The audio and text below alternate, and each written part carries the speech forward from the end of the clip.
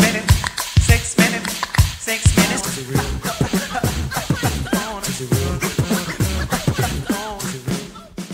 A lot of people use the 10 Commandments to hit us over the head and say, thou shalt not, thou shalt not, thou shalt not, thou shalt not. Remember, God was in that mode back then.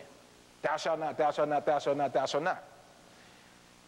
A lot of people look at that, Exodus 20 and 1 through 7, and they say, you know what, I can't do that. All that stuff, that's too much. I can't do all that. Look at all that stuff. Man, I can't even walk without doing something, right? Here's what happened. Jesus knew all that. And actually, I put it for you, Mark 12, Jesus talking, and the guy runs up to him and says, Master, trying to catch him. What's the greatest commandment? Expecting Jesus to say, number 3, number 5, thou shalt not kill. That's what they were expecting him to say. Man, Jesus blew their mind. Before that, Jesus had already told y'all one thing.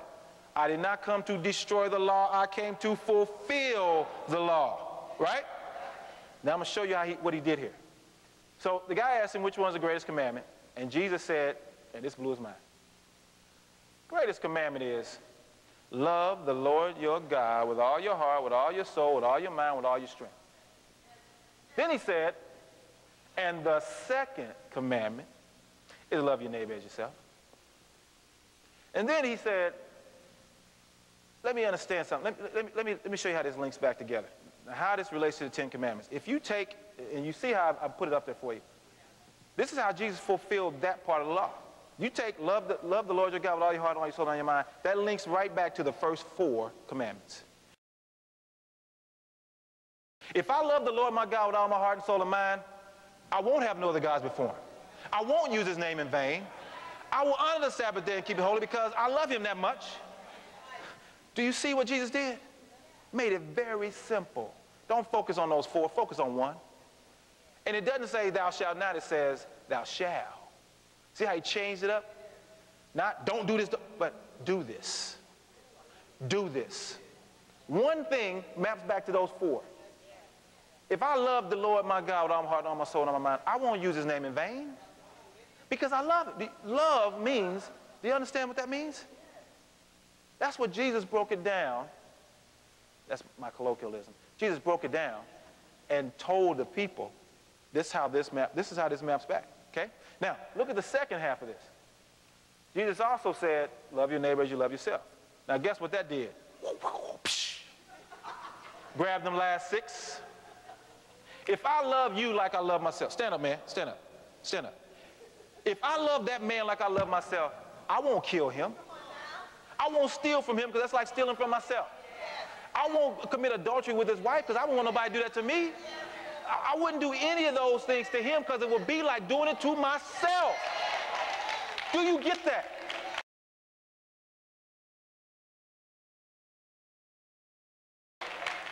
So if you love your neighbor like you love yourself, things don't bother you as much. If Bianca stepped on my foot, I'm not going to elbow her because I have to think about it as if I stepped on my own foot. Because if I stepped on my own foot, I didn't mean to do it. Oh, he didn't mean to do it. You're not easily offended. Bible says don't be easily offended, right? If you love your neighbor like you love yourself, you cannot be easily offended. If you're serving me food at the restaurant and you jack up my order,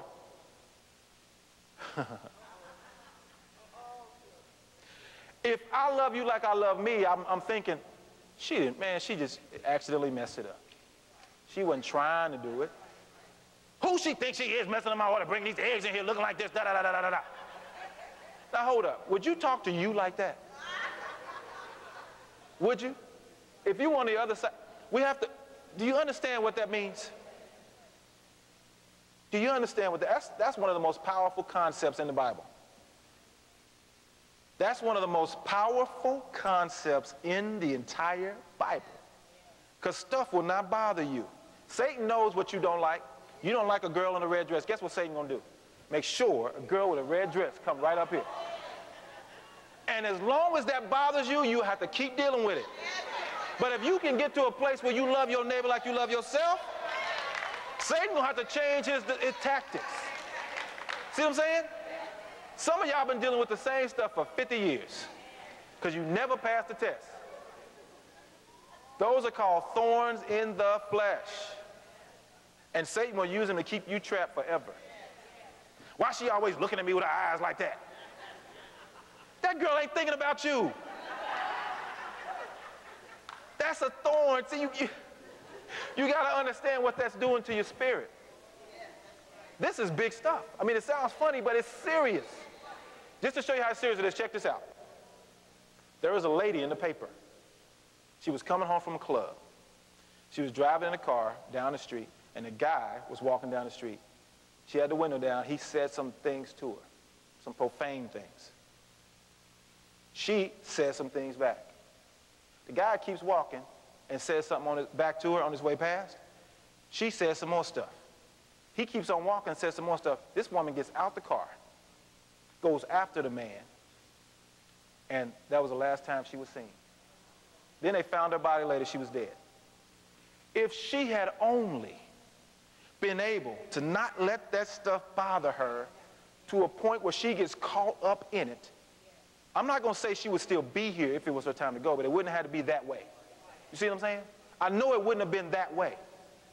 But those kind of traps are set for us all the time. On your jobs, there's that person you don't like. And God doesn't always move your Judas. Your Judas has a role. You know why Jesus didn't get rid of Judas? Jesus could have got rid of Judas from day one. Could have. Could have said, no, dude, I don't want you as a disciple. He could have. Even once he knew Judas was stealing and all that, he didn't. You know why? Because he was following God's example. You know what God's example was? God didn't destroy Satan. God could have destroyed Satan instantly. God allows Satan to train y'all, to train me. God used Satan to train us. Because if all of us were if there was no Satan, we wouldn't really know who was who. You understand? You don't really know who was who till the chips are down. So Jesus was following his daddy's example. He didn't get rid of Judas. So what I want you to understand is your Judas has a role. Your Judas has a role. If you're always getting rid of your Judas, that part of your life will never develop. But you gotta grow past your Judas. And that's another level of power that you get to.